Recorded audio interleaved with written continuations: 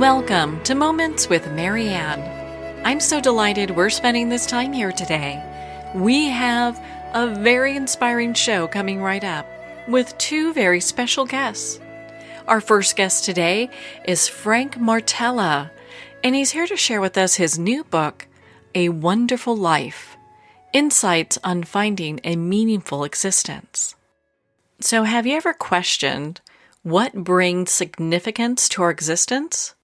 In a series of essays that explore this notion, scholar Frank Martela tackles why we have this longing beyond the present moment and an insatiable dissatisfaction with where we are, while sharing on the subject of finding meaning in life. So Frank is a philosopher and researcher of psychology specializing in the question of meaning in life. His articles have appeared in Scientific American Mind and Salon, and his work has been featured on Quartz and the BBC. His research published extensively in numerous academic journals, such as Journal of Personality, Journal of Positive Psychology, Journal of Happiness Studies, and many more. He's been interviewed by the New York Times, Fitness, Vice News, Monocle Observer, among many others, and he joins us today from Helsinki. So let's welcome to the show, Frank Martela. Thank you, and thanks for the invitation. You know, what an honor it is to have you here and to talk about this book. And I have to ask you, what inspired you to write this book? So I've been studying the topic for more than 10 years already. So I guess I don't know where the original spark to study the topic came from. I guess I was always interested in the big questions, and I felt that somehow what could be the bigger question in human life than trying to figure out the meaning of life. So that's what I tried to study, and now I felt after having studied it quite a long time that somehow the pieces started to fit together, and I felt that now is the time to try to take all I've learned about the topic through my research and put them in the book format in order to deliver the insights to other people. Well, it's really fascinating because, it's been eons. People have been asking the question about, how life has meaning and what's the meaning of life. I'd love for you to share a little bit about that history with our listeners.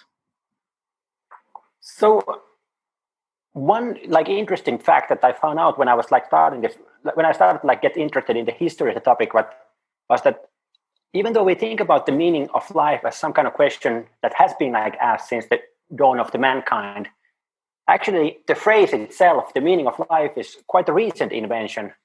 So it was actually only in the 19th century when we started to ask the question in the modern form. And the first person to use the phrase in English language seems to be Thomas Carlyle, who was this Scottish author who wrote this book Sartor Resartus in 1834. And in that book, there's the first time that the phrase meaning of life was used. And Carlyle was very influential in the 19th century. So lots of different writers took inspiration from him, including Charles Dickens and Herman Melville and John Stuart Mill and so forth. People who are inspired by Carlyle is almost like a who's who of 19th century intellectual thinkers. And in that sense, I guess that he was the one who introduced the topic to the English-speaking audience. And the reason why we needed this kind of phrase at that point in history, I guess it comes down to the rise of the scientific worldview. That before that, the meaningfulness of our lives had been more certain. That we had already that it was so certain and so self-evident that human life existed for a purpose that we didn't even have a phrase for that because we didn't think about any alternative. But then suddenly, when the scientific worldview was getting more dominant in the late 18th and early 19th century, suddenly people became aware that hey, if we follow the scientific thinking and see human beings as these, products of evolution, which are just accidentally exist, and the world around us is dominated by these natural laws, and human movement and everything is just like part of this, like this more mechanistic universe, and the universe around us is vast, that we suddenly learn that, that this our solar system is just one among others. There's like millions of other stars in our galaxy, and there's millions of other galaxies around the universe. And also in that time, like people start learning the history, like the length of the history. So geological thinking was getting through. So people realized that the world hasn't like existed just a few millennia, as perhaps had been taught before, but actually the world stretches like millions of years before us, and it will last millions of years after us. So all that kind of like somehow led to a situation where the human existence suddenly seemed quite like brief, random, accidental thing. And because of that, like people were like losing touch with this sense of self-evident sense that life has a purpose. And at that point, then they needed the phrase to describe what they felt that they were lacking. And that was like when the phrase meaning of life was born. Well, thank you for taking the time to break that down for us and share that with us, because when you put it into that perspective, it really is very interesting. When you look at the bigger picture, I'm sure many people go, okay, well then how is the meaning of life meaningful to me now? Yeah, and that's like kind of one of the key points of my book is that make this distinction between two different kind of questions about meaning. So there's the question about meaning of life, which is exactly this question about like, does life as such have some kind of like purpose or meaning to it? Is there like some like external purpose to all human life or life on Earth? And that's the question that the scientific worldview was kind of like challenging, and like where people felt that they were losing touch with this sense, with this meaning of life. But at the same time, there's this another question, the question about meaning in life.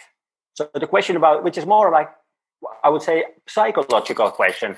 It's more a question about whether I experience my own life as meaningful, and whether the moments that I'm having, the things that I'm doing, whether they feel meaningful to me. So that's like more personal, more psychological question. And if you read the book, I guess like one has to, for those who hasn't like yet read my book, I have to say that actually I cannot solve the question of meaning of life in the book. That I don't provide like any ultimate answer to the question of meaning of life, but I rather focus more on the question of meaning in life. That where do human beings usually find what are the things that they usually find meaningful in their own lives? And as regards that question, I think actually scientific research, especially psychological research, can be of great help, because through studying what people on average, like what people usually get meaningfulness from, we can like derive these, like what are the key themes that usually make life meaningful for most of us. And that's what I try to do in the book, that boil down the usual sources of meaningfulness to 4 key points through which most of us lives tend to become more meaningful. So if we look at it from the psychological aspect, what are a couple of the points that you can share with us that point people towards a life of meaning? Because I think now, especially with what we're going through with the COVID, people are having to dive inward more so now than ever. Yeah, I agree that like these times of crisis are usually times when people become like more aware of their values and start to more question their life choices and start to ask what is really valuable in life and what they really want to do with their lives. So in that sense, I would think that the question of meaning is right now more relevant than it was, like, for example, a year ago when I was writing the book. So like because of the crisis, more people are asking about the topic of meaning and trying to figure out where could they get some meaningfulness to their lives. And as regards like how to address this kind of crisis, when the crisis started, I actually went to my bookshelf and took out a couple of books on like Stoic philosophy, like ancient Stoic philosophy, because I felt that they usually have like quite good answers to these questions, like how to cope with crisis, how to cope with suffering.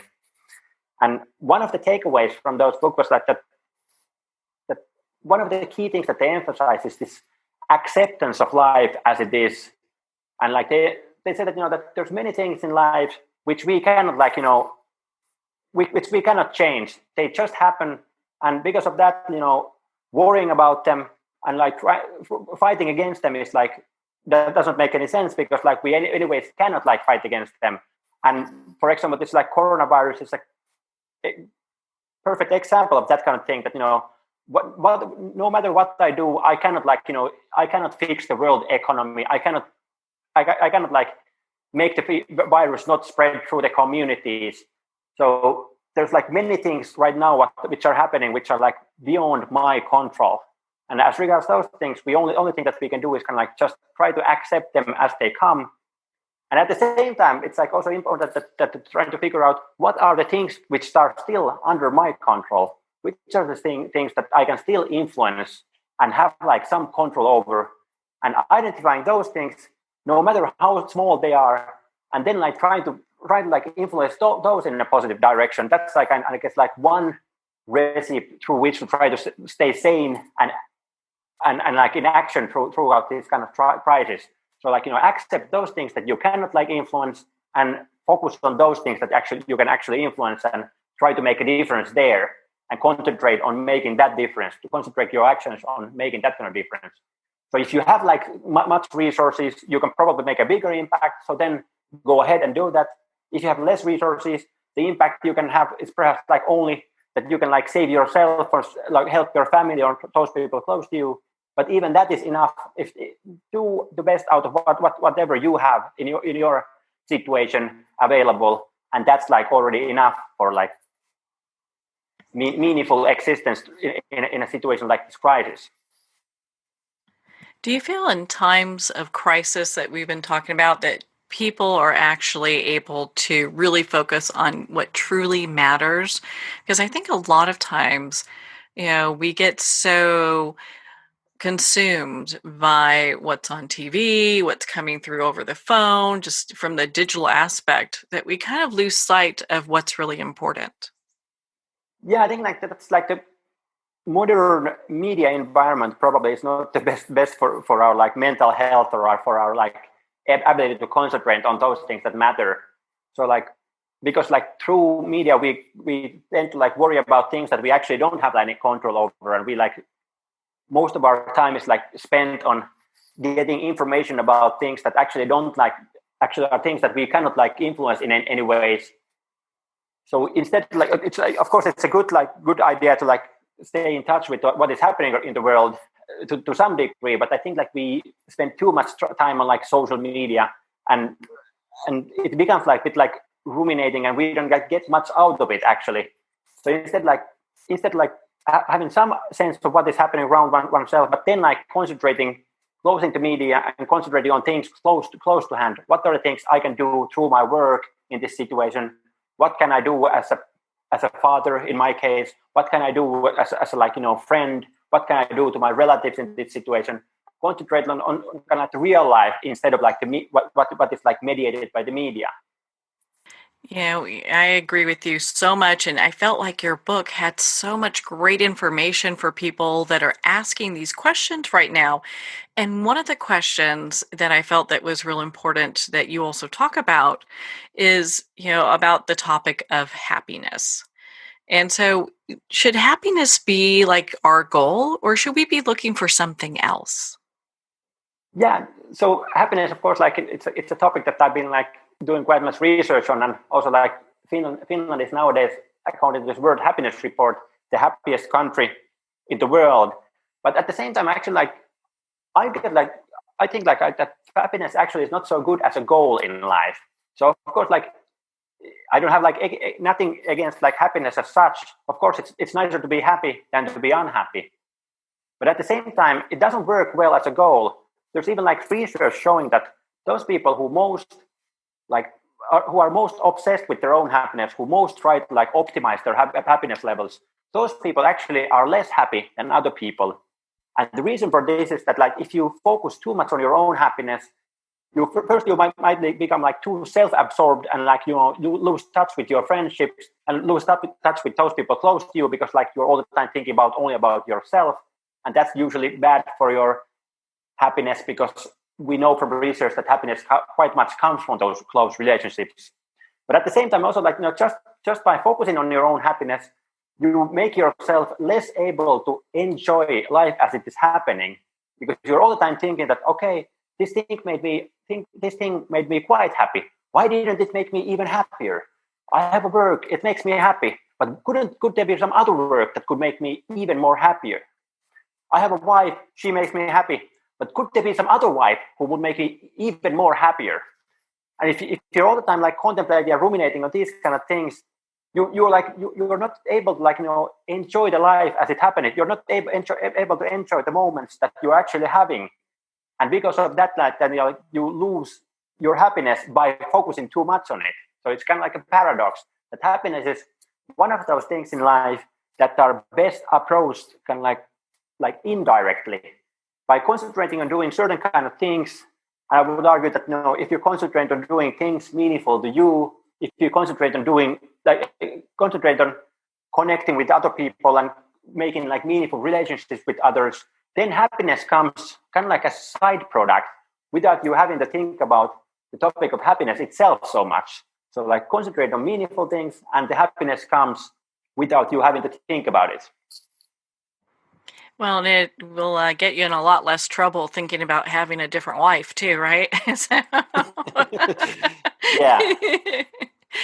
Well, in your book, you talk about live your life not as a project, but as a story. And I'd love for you to kind of expand on that. What does that mean? Yeah, I feel that the modern way that we think about our life is a bit like too project oriented, that we tend to think about our lives as some kind of like project with certain like goals that we need to achieve. And like we feel that, that unless we achieve those goals, we have like failed in life, that our like identity, our like self-esteem, all is like tied up with like whether we accomplish those goals that we set for ourselves. And this makes like, and the problem is that, that when people then like finally after years of toiling away, when they finally get to their goal, usually they feel that, hey, my life actually isn't so different after I achieved this grand goal of mine. And they might even feel that, they have been like cheated in some way, that, hey, I put so much effort in like getting here, and now I am here, and nothing really changed for myself. And there's of course like, another way of like thinking about life is more that it's kind of like a story that is unfolding. So in a good story, there are like, there's some obstacles, there's like, good things happening, there's bad things happening, there's like joy, there's sorrow. A story involves like all kinds of emotions, all kinds of things. And it's just something that like unfolds. So like think about our lives more as a story. It's like, I think it's a more healthy way of thinking about our life, because this project orientedness might like make us less able to like, be in touch with our own lives, because we're all too much like focusing on the future, focusing on something that is not there, instead of like enjoying what is already there in our lives. So I think that, it would be healthy to somehow like, counter this like too project oriented way of thinking about life, so that we could like actually start enjoying the life as such more. I can agree with you more on that. I mean, I've worked in positions where with different companies where you hit certain goals and reach certain levels, and then you get there and you've got all the awards and all the accolades, and it's a box full of stuff that you really don't really care about, So I think your book I found to be so profound because it allows people to really dig into what's more important. Yeah, and also like even beyond work, that even now like free time has become like more and more a project. That when people nowadays start a hobby, if they start jogging, they have to run a marathon under 3 hours, like preferably. If they start like whatever hobby that they start, it has to be like, very like they have to set some goals for themselves and then like accomplish those goals. So you cannot just like enjoy a round of golf, but you have to have like, some goal that you're trying to get your like swing into certain somehow perfect it and so forth. And I think that, so our work is very project oriented, but even our life outside of work is very project oriented. Even like having children nowadays has become like more of a project, that, that one is not just there for the kids, but one is that they are kind of like little projects of oneself, and one is somehow like trying to make sure that the kids accomplish something, because then you feel that you have yourself accomplished something. I love no, go ahead. Yeah, so and then like this Alan W. Watts, I quote him in the book at one point, because I really love his idea that, he said, as regards this topic, that he said that instead of thinking about life as like this project, we should think about this like a musical piece, a symphony or a song, because like when you think about the symphony or a song, then kind of getting to the end point of that song is not the point of it. The point of music is not to get to the final notes as fast as possible. But the point of music is more something that happens during the music, when the music is playing. So like this Alan W. Watts is saying that, we should think about our lives as music. And as long as the music is still playing, we should just sing and dance. And that's it. That's like the kind of like more healthy attitude towards life. I couldn't agree with you more, because when you look at life in that way, I mean, how beautiful is that? Because yes, it has the high notes and the low notes, but it's, a lot of times people get into some great judgment about those low notes that they have that may keep them stuck.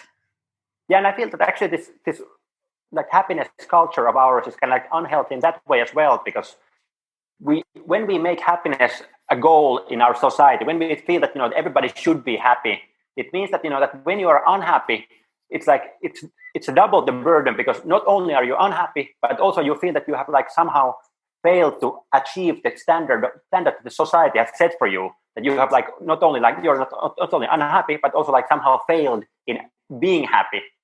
But of course, like when we think about human life, all lives involve moments of happiness and moments of sadness. Like nobody goes through life without being unhappy at certain points.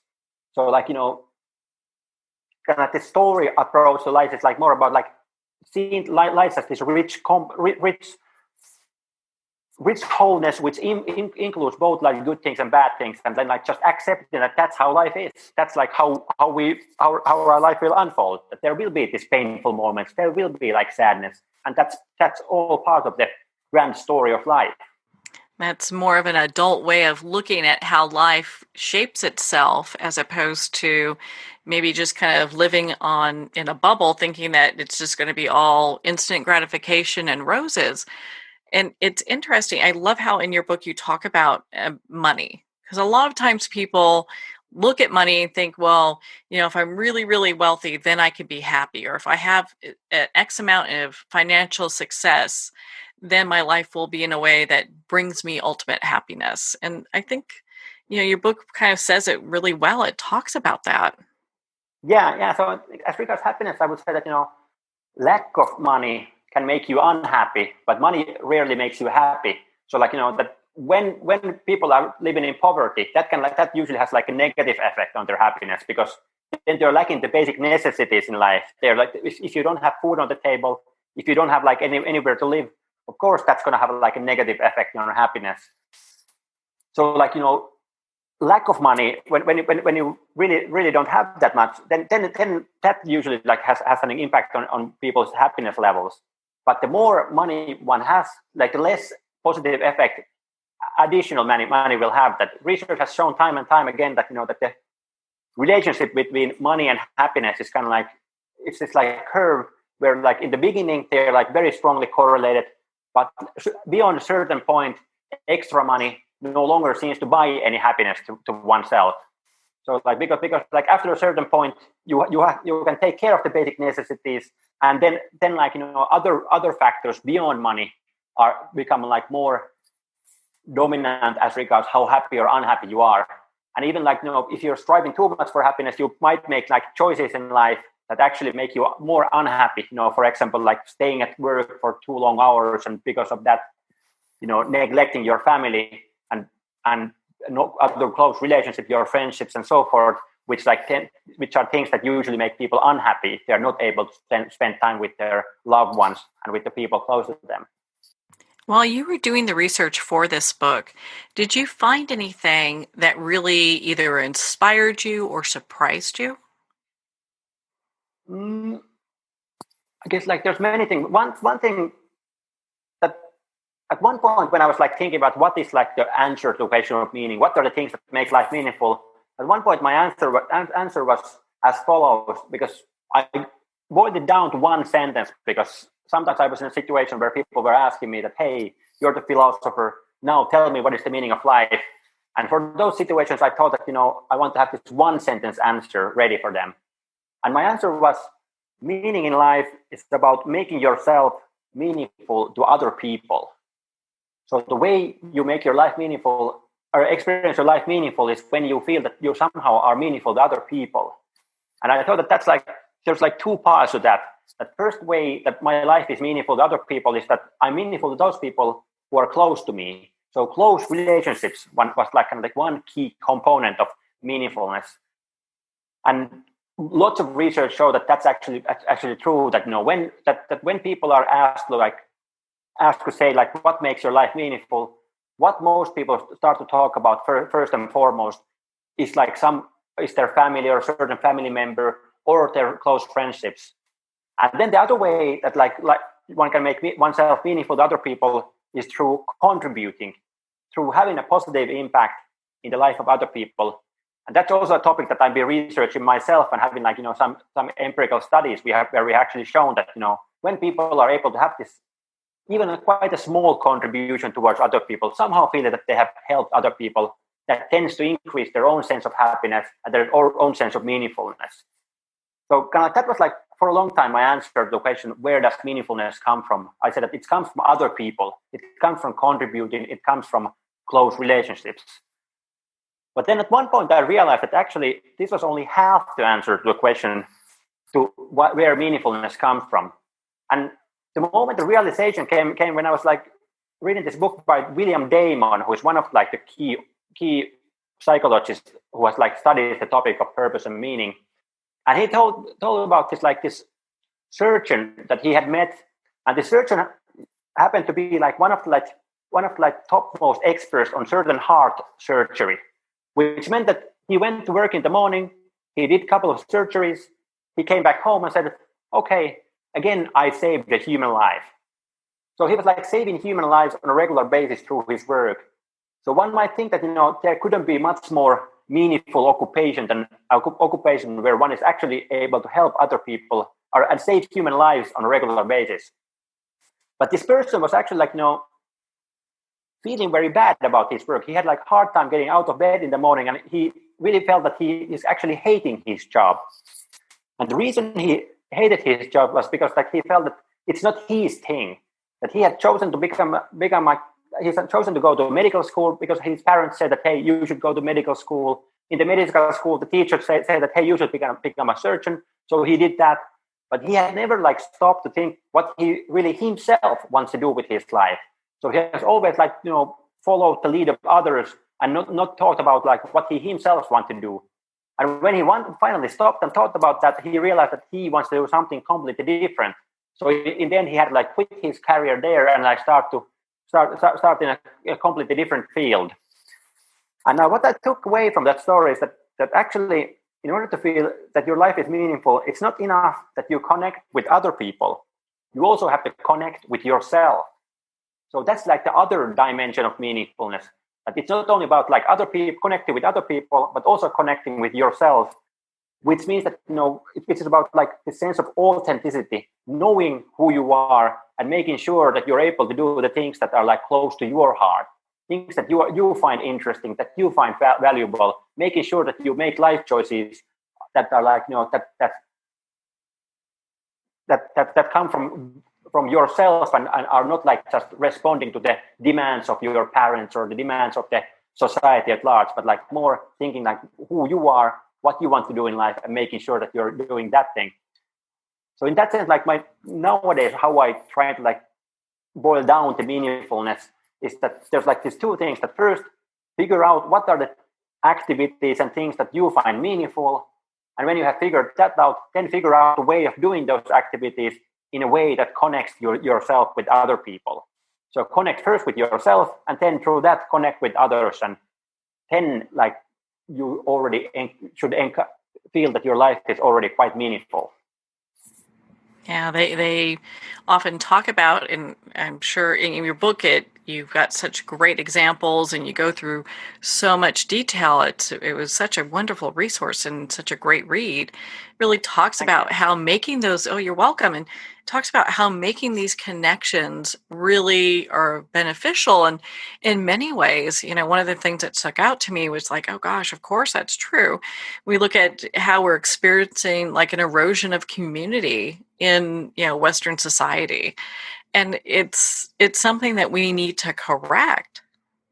Yeah, I guess like in the book I tell the story when I was like, I think it was some almost 10 years ago. I was traveling in Nicaragua in Central America.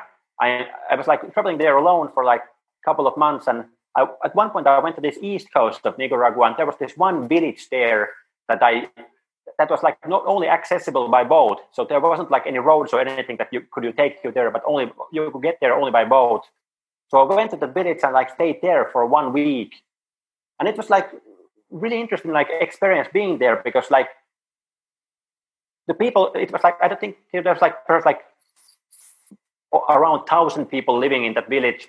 And my first night there, I befriended one local guy who was like quite much the same age as me, and I hang with him like the next couple of days quite much. And when we were walking to like the streets of the village, like every third person he was like every third person who we met seemed to be his cousin. I don't know like how large like the concept of cousin there was, but like it still I felt that that it's quite like remarkable way of living, that that he's living in the village, the same village where his parents are living, where he's like all his relatives are living, where the kids that he grew up, they are living in the same place, and he's probably going to get old in that village and die in that village and get buried in the same graveyard as like other people around him. So certain like rootedness in the community that he had available to him is something that I was like kind of like envying from him, because of course like our modern lifestyle means that the people, my parents are living like further away from me, my brother and sister, we live in the same city, but we are not like still not seeing like every day in the same way as he's seeing his like his siblings and other close ones. So in a way, like there's like certain beauty in that kind of lifestyle that we have like lost through this modern lifestyle where we are more mobile and moving around.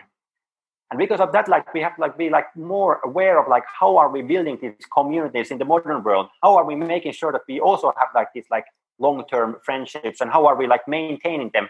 So it requires more of a conscious effort to like uphold this friendship that it was there, where you like you don't have to put much effort into that, because you basically meet these people like every day, like just by randomly, because you live next door to each other. Well, Frank, my goodness, we could talk forever on your book, A Wonderful Life. Where can our listeners connect with you and be part of your community? So I'm on Twitter, like I'm on Facebook, and I have this homepage like frankmartela.com. So these are like few ways to get in contact with me. Book itself is like found in basically all the usual places where books are found. Oh, yeah. Your book's available everywhere, which is awesome. And of course, on Kindle, so people can pick it up on Kindle too. Well, Frank, thank you so much for taking the time to be on the show with us here today. Yeah, thanks for a great talk. Well, thank you, Frank. It has been such an honor to spend this time with you and to talk about your new book, A Wonderful Life: Insights on Finding a Meaningful Existence. A Wonderful Life is available at Amazon, Barnes & Noble, and all indie retailers, and if you don't see it on the shelf, ask for them to order it. You'll want to stay tuned for our next special guest who coined the term the final eighth, describing a phenomenon she experienced and observed in others who are talented, energetic, motivated people accomplishing many steps to their goals and then mysteriously stalling. You've been listening to Moments with Marianne. We'll be right back after these messages.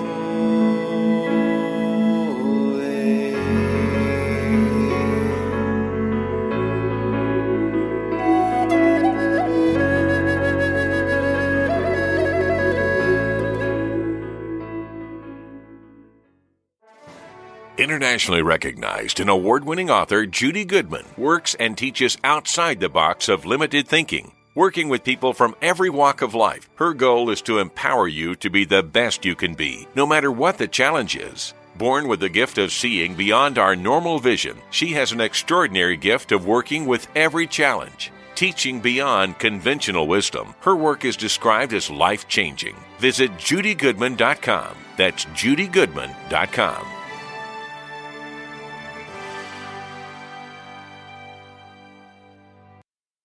There comes a moment when you realize you're somewhere special, when you discover that each beautiful creature that you see has been rescued from a life of absolute horror and brought to this incredibly free place. Here's where their lives were forever changed and where yours will as well. Discover over 500 tigers, bears, and lions at the brand new visitor center at the Wild Animal Sanctuary just outside Denver. For more information, visit wildanimalsanctuary.org. Discover true freedom at the Wild Animal Sanctuary.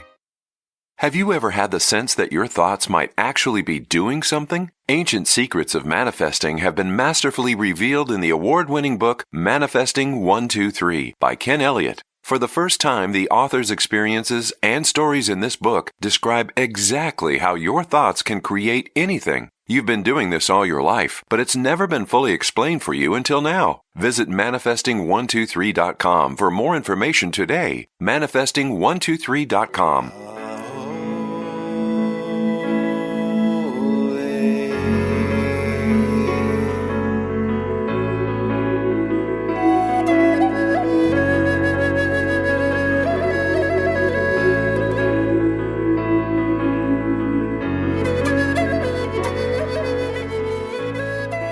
Welcome back to Moments with Marianne. We're here today with our next special guest, Bridgit Dengel Gaspard, and she's here to share with us her new book, The Final Eighth: Enlist Your Inner Selves to Accomplish Your Goals. Now, Bridgit is an author and founder of the New York Voice Dialogue Institute. She is a former performer who earned her master's degree from Columbia University and teaches at numerous professional settings, including Omega Institute. So let's welcome to the show, Bridgit Dengel Gaspard. Hi, great to be here. You know, what an honor it is to have you here and to talk about this book. Oh my goodness. So I picked up this book, and once I started reading it, I was like, my goodness, I wish I had this book 20 years ago, because it would have made a big, huge change in my game. Me too. Well, Tino, so I have to ask you, like, what inspired you to write The Final Eighth? I have done many things in my life, and so I definitely feel that wherever we are, we can take advantage of where we've been before. So by the time I got to being a psychotherapist and life coach in private practice, I'd been a performer, an improviser, and like fitness instructor. And so I had a lot of skills going in, and then I got clinical training. And I would support my clients in whatever they came to deal with. But I began to notice there was a particular thing that happened. And it came out of me. And I said to myself, that's a final eighth issue. And it didn't matter whether the person was male or female, whether it was someone in the creative field or a lawyer. They would get so close to their goal. And I knew them to be dedicated, talented, hardworking folks because I had been working with them. So they weren't delusional about that. And then they would suddenly stall literally in front of their own finish line that they cared so deeply about and worked so hard for. And it jumped out at me like, wow, this is the final eighth. Here's, again, someone who's done 7/8 of the work there and just stops and it's a mystery. Like, I'm not sure why. They certainly didn't know why. And that's how it jumped out. Oh my gosh, I love that because, you know, a lot of people do that. I've done that in my life where you work real hard, you've got a goal in mind, and you're doing all this work, and then all of a sudden you're just like, you know, I think I'm done. And it was fascinating to read how you discovered this. I'd like for you to share a little bit with us. You know, in your book, you talk about many different things that kind of led you to this. One of the things you brought up was voice dialogue. And I'd love for you to share with us what that is and how does that work? So voice dialogue is a revolutionary method created by my mentors, Hal and Sidra Stone. And it's a technique where you dialogue with different aspects of yourself. We could call them alter egos, subpersonalities, inner selves, personas. But the idea is that they each speak from their own point of view. And then you get to realize that all parts, no matter what their function in your life currently, have the noble purpose of protecting your vulnerability. So you're more able to embrace all the parts of yourself. And ultimately, then you get to enlist the alter ego that's got the right superpower for the particular part of the goal that you have in mind. And I stumbled on voice dialogue absolutely through synchronicity. I actually read about it in a different book, and it just electrified me. And it talked about the doctors Hal and Sidra Stone, and that you have different parts, and that their way of exploring yourself is literally to let the parts talk from their point of view. So then you already know that whatever part you're leading with does not have the whole view. So I literally hunted them down. In those days, it was the 1-800 number. And I ended up training with them. They became my mentors. And at the time, I found it also helpful because I was a performer in New York City and a comic and a writer.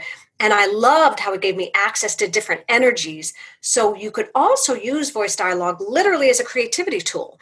I could explore a character in a play. Maybe I'm used to being in my good girl energy, but the play required I was in a sassy, confrontational type of energy. But the more I learned about voice dialogue and became trained as a facilitator, the more I was absolutely blown away by its healing power. Just learning that you're more than you think you are, and so startlingly swiftly. I also was amazed at how quickly and deeply people went into their bigger sense of who they were. Oh my goodness. I love how you explain that. And with your background, I mean, you get it just like this, and you explain it in a way that I think people can really relate to, because a lot of times if we talk about, my inner selves in, plural, they're thinking, oh, I need a padded room if I'm talking to inner selves, not realizing like how great it could be. Well, that's the other thing. I'm glad you brought that up, is that the Dr. Stone, but really Jung, early psychoanalysts from way back when have said a healthy personality consists of many selves. And the terror is that you're crazy, right? The padded room. And so people still ask about Sybil or the three faces of Eve. And that's now called dissociative identity disorder. And it's a terrible and a sad disorder that's absolutely just out of trauma. It's trauma-based. And so people get confused, and I understand their fear, like, oh, I don't want to be crazy. And once you allay that fear, no, you are going to be empowered and have access to your magic. But that's very different than crazy. Oh, without a doubt. I mean, we looked at, in the example that you gave, I think is perfect, because we look at actors, and actors immerse themselves into a character and bring out those strengths and bring out those pieces that they're looking to accomplish for a certain role. I would think that the same thing can happen here with voice dialogue. That's exactly right. And sometimes I'm like, you need your CEO selves during the day, but when you come home, your CEO selves will wreak havoc with your family and intimate life. And the empowered person has access to both. It's never either or through voice dialogue lens. And I love that. Okay, so when we are enlisting our inner selves to help accomplish a goal, how does that work? So we first define the goal, and then maybe we list the parts of ourselves that are involved with the goal. And in my book, I do guide readers step by step how to go through this process, so that you literally go to another part of the room, so that when you embody a self, you go to a different part of the room, because the idea is to separate yourself from these parts of yourself, so you can get to know them better and have access to them from your center, so that you can have your CEO when you need her, but you can have, soft and fuzzy parent when you need her. And so in the book, I have a list of questions to choose from, and you ask that self questions. What are your early memories? What function do you serve? What is your opinion about Bridget's final eighth goal? And you talk about yourself in the third person. And the other thing about these selves is you never want to get rid of them, and they all have wisdom. And a lot of the resistant selves, I would invite resistant itself to come in. The resistant self will tell you what it cares about. And often they are bringing up really good points. And so if you deal with their concerns directly, whether it's feeling like you're going to be so exhausted you might trigger an episode of an illness or something, that part actually has a legitimate concern. And so instead of running away from the resistant self or a part that feels inept, you listen to it. Maybe that inept part is just insulting you and it needs to be corrected, that you are actually skilled enough. But maybe it's right. Maybe you do need to ask your techie friend, can you just give me a really slow way to get myself good at Zoom, for example. So when you really listen and then you discern, is this a legitimate hole in my plan that this part is worried about? And if it is, you thank them for noticing it and then you deal. I'm glad you brought that up because I know in your book you talk about aspects like the inner critic. Why is that so important, having that, where I think sometimes people get that confused with like a lot of negative chatter?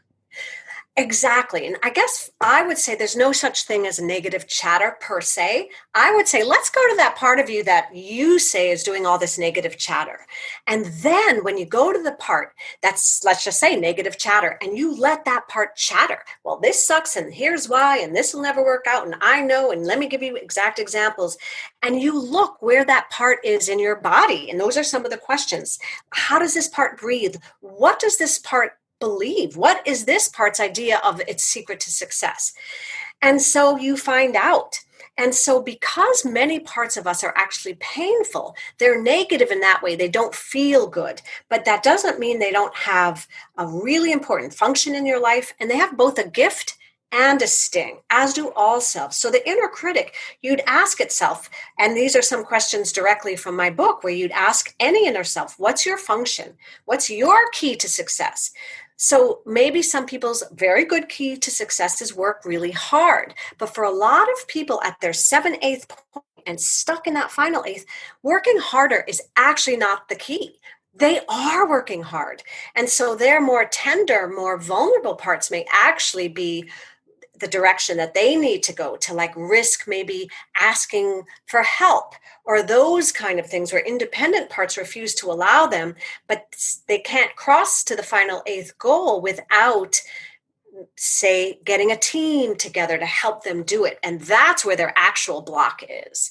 And so we separate how a self feels, meaning painful or negative, like an inner critic, and we find out, okay, your sting is that, for the inner critic, is that you're too toxic right now. So we say, good, let's not, that inner critic is not allowed to bully you. But what is its gift? And I bring up the inner critic a lot because the inner critic is a brilliant and genius. I don't know about your inner critic, and I'd love to hear, but mine has endless energy to tell me how I'm not measuring up. It's brilliant in monitoring the ways that it's making its point. So if I can hook into the energy of the inner critic and then use it to help me with my final eighth goal, that is a positive, and I would even say detoxed way of using that extraordinary life energy that the inner critic holds, but not supporting formerly negative messages. Do you feel that people will often use like the inner critic and maybe other excuses to not reach their certain goal? Absolutely. And I think some of them might be obvious. I talk about addict selves that maybe say, oh, well, let's just relax. It's been such a hard day. And besides, the inner critic maybe has really hurt you through the day by just pushing you beyond your limits. So you're exhausted anyway. So you have that happy hour drink. And then eventually you don't do that extra work you wanted to in the evening. And then you wake up in the morning also feeling bad, maybe a little bit hungover or just not at the top of your game. So that's one way that the selves can make you not do your final eighth goal. But I also think there is something else often going on, which is that we have parts of ourselves that have a distorted loyalty to your early caregivers, that whether it was completely unconscious or not, made those early parts of you believe some type of negative worldview. And they can come in cliches and credos like a fool and his money are soon parted. Well, then you're going to have selves that are afraid to invest in your own education or training, or take a risk in a business, or boys don't cry. So then those parts in that particular male won't have access to those tender parts. And in fact, those parts are unconsciously loyal to making it true, whatever those negative beliefs are. And I think that's part of the problem when you've gone 7/8 of the way there. It literally, those parts that got you there are suddenly in a tug of war standstill between the parts that are like, wait a minute, if there's successes for other people but not you, a lot of my clients carry that one, then you have permission to do 7/8 of the way there, but suddenly going from a contender to an actual victor is too scary for those selves. In other words, they'll have to question their whole worldview. Well, wait a minute, if I actually succeed, then nothing works out is not true. And that can be very destabilizing, especially when it's unconscious. If you know that's what's going on, then you can talk to those parts of yourself and bring yourself up to date, basically. How many people have grown up hearing that work, life and work is hard. So maybe, one of them can be like, hey, I get 7/8 of the way there on hard work. And if I actually achieve my goal, then, what happens then, Exactly. I mean, I've talked to many writers who even are somewhat aware that their really completed novel that's in the drawer, they're afraid to give out because they're actually more afraid of the success, that it will go into the world, than the failure of being rejected, because they don't know what to do then. It's truly uncharted territory for a lot of people. And I like to think my book is a map where you can practice safe success.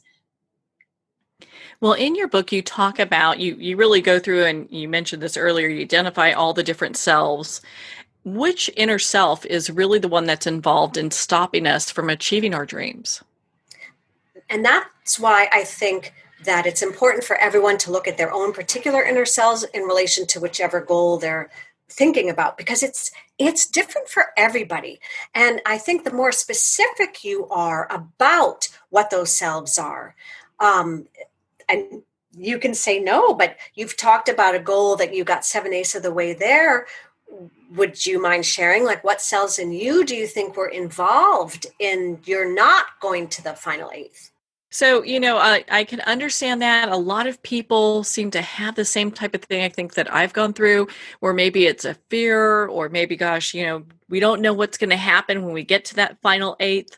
So, I would probably chalk it up to that. And that, you're right, a lot of people would have that fear self. And so with voice dialogue, you would talk to that fear self, and you would never ask that fear self to be more brave. You let that self talk about it, what it's scared of. And then usually these selves are very young, some as young as 2, 3, 4, 5 years old. And it becomes about self-care. So you take care of that fear self. I've worked with a lot of people who are in final eighth quagmires about getting promoted in their workplace. And I find out that a lot of them have a lot of their 8-year-old selves feeling free to run around at work. And we have to bring them back and have them stay home, including these little scared selves. They don't belong in the arena of the final eighth. So if you have other parts that take care of the scary adult stuff, you can take care of your inner children, basically. I think that's so important. And I love how you're kind of breaking down where these come from. Because I think a lot of times people are going, okay, well, I've got these inner selves. Where do they come from and what purpose do they serve? and I like to start at the beginning, which is they start right away in our life. So we're born as an infant, completely vulnerable. And our job as an infant is to attach to our caregiver. It's also the caregiver's job. It's a absolutely healthy, beautiful bonding situation. And so a lot of it is natural if coming from your family, which selves are reinforced or which parts of you. And some of it is temperamental, meaning it's biology. They've done studies that some of hypersensitivity, or actually those that want a ton of excitement, some of that's just literal levels of sensitivity that we're born with. So part of what selves become our primary selves are that. The others are what's reinforced in our family. And then we develop new selves as we develop. So the first time we go to school, we start to have some student selves. And that's how we learn what self is primary in us and then which cells did we have to squelch. But they come from our upbringing, and it's not that we have to stay living in our past, just the opposite. But it's important to know where they come from. So again, you can upgrade their knowledge, like you don't live in that house anymore. And I guess I should also honor that we're in a COVID era, social change times, and these are times when we can cultivate aspects of ourselves that can change with the times, that have the resilience to deal with whatever your particular family is dealing with, including maybe making some new selves that now is the time to potentially follow your dream about a new business, that maybe now the need is very obvious. And it would be great if you got your final eighth together, because the world could really use the gift you have to offer. I think that's so just empowering for people because they can really use that information to move their life forward. I would assume, with the work that you're doing and as many people as you're coming in contact with, you're probably getting in touch with people and working with people who, work for a certain goal. And after a while, they're like, I'm working for this goal, but this might not really be something I truly deep down want to obtain. I have an entire chapter devoted to let go of that goal if it does not fit. This book is not at all for just type A personalities. Sometimes it's hard to let go of a goal because you're going to have a loss. Even if it didn't come true, you were in direct relationship with this goal. And so I say sometimes this process does involve grief.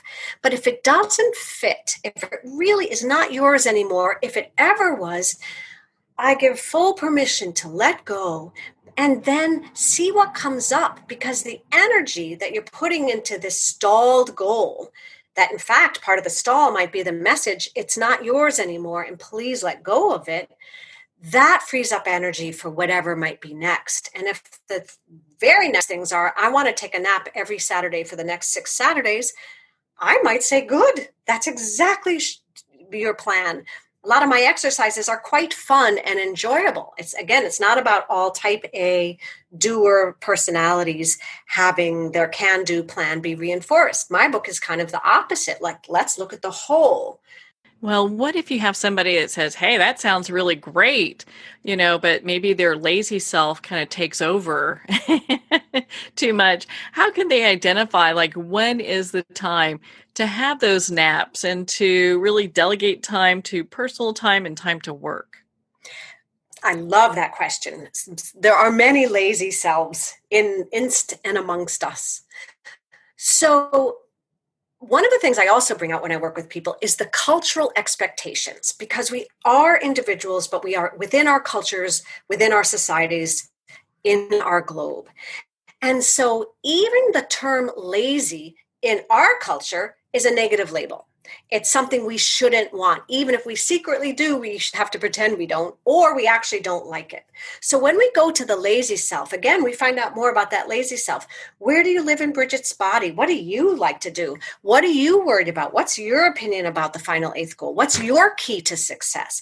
So you get to learn directly about that lazy self. And then you come back to center. And having direct knowledge, maybe that lazy self actually has a higher purpose goal, because most selves do. Maybe that lazy self has actually kind of been mislabeled and is really concerned that you're not taking your long-term health, and that means rest, into perspective in your plan. And so you're new relationship with your lazy self is often enough. And you're like, okay, I can't take a nap every Saturday afternoon from now to eternity, but maybe I can take a half-hour nap once a week. And so then you can get into negotiating and using many of the skills we already have that we've learned. That's the other thing about this method, is that I want you to use everything you've learned from millions of years ago till today. But sometimes we don't have access to those goals or those techniques because the self that's involved doesn't want you to use them. In other words, if the lazy self is concerned that you're not taking your long-term health seriously, it's going to make you kind of tired, and then you'll forget to organize your day. But once you're in direct relationship, then that part of you that's learned skills to do whatever it is you need to do can actually use them. And so I often tell people after this process, it's like you get access to these skills you spent a lot of time and money getting before you had this voice dialogue approach in the final eighth way to look at things. So do you have a story you can share with us from somebody who has really kind of overcome, being at that seventh, eighth, and kind of moving forward using the work from your book? Because, the information in your book I found to be so profound, and I think they would really make an impact for our listeners. I'm happy to. I'm trying to think which one. I have two came in at the same time. So one of them I'm thinking about was a very talented woman who was really stuck. And this person was pursuing a goal in the entertainment world and had a lot of connections, talent, had grown up actually in the entertainment world, and kept getting stuck and not wanting to do the work of promoting herself. She was quite talented, but she just could not bear to do the following up with agents or getting material to the varying theaters and that kind of stuff. And so we, for a long time, went and to the different selves, what selves are having trouble with that? Are there any parts of you that would be initiating parts in terms of the business? And they'd be there, but ultimately it just never happened. And so at one point we went to this very tiny but strong self. And this self said that she felt that the client was actually focusing on the wrong thing. And this self said, she's not going to, these are deficits of hers. She's never going to be good at this. And I think we're wasting time. And so I'm not, you think I'm the enemy. I'm the one stopping her, but I'm not. You're wasting time trying to do things that she's just not going to do. It's not going to work. Like, all right, because you take these parts seriously, and it was a surprise to both of us. Then when we went back to center, we realized, all right, well, what are the strengths? And she ended up shifting the focus of what she does, but she's still doing something creative, but it doesn't demand what the entertainment world demands. And she's flowering. She's on her second book. She's got a well-known podcast. And it's all because this self actually said, we're on the wrong track. It's not about gaining skills in an area she doesn't thrive in. It's let's support where she thrives. And now she's just she's so happy. And that's really the ultimate goal, is to get to this place of personal fulfillment, Yes. Where you have the work experience, life experience that you're dreaming of. Exactly. So, for our listeners we've gone over so much, but there's still an amazing amount of information in your book. What do you want our listeners to take away from your book? What I'd like listeners to take away from the final eighth and list your inner selves to achieve your goals is that you are much more than you think you are.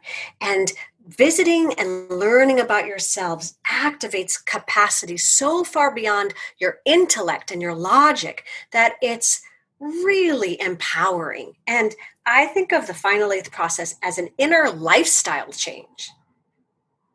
I love that. 'Cause, we're in this time where people, there are many people who don't have jobs, and there are people who are looking to redefine themselves and find what makes them happy. And what a great head start having the final eighth will put them on that path with.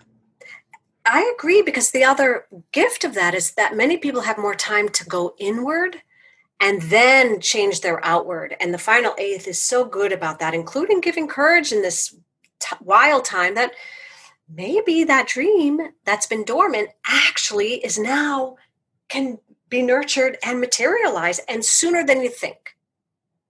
Yeah, it really is a personal journey. My goodness, Bridgit, I mean, we could talk for days. I so just love your book, The Final Eighth. Where can our listeners connect with you and be part of your community? thefinal8th.com will get you to lots of places, or Googling my name, Bridgit Dengel Gaspard, because we're on all the social media and I've got websites. And every third Thursday of the month, I do a free voice dialogue basic session facilitation so that people can see what it looks like. And so anyone's welcome to contact me, and I'll give them the Zoom info for that closer to the time. Oh, that sounds like an exciting thing to be a part of. My goodness. Well, Bridgit, thank you so much for taking the time to be on the show with us here today. Thank you for having me. Well, thank you, Bridgit. It has been such an honor to spend this time with you and to talk about your new book, The Final Eighth. Enlist your inner selves to accomplish your goals. The Final Eighth is available at Amazon, Barnes & Noble, and all indie retailers, and of course, it's available on Kindle. Again, if you'd like to connect with Bridgit, you can at final8th.com for more information. Well, we're at the end of our time today. I would like to thank everyone for tuning in. You're listening to Moments with Marianne. And remember, make every moment count.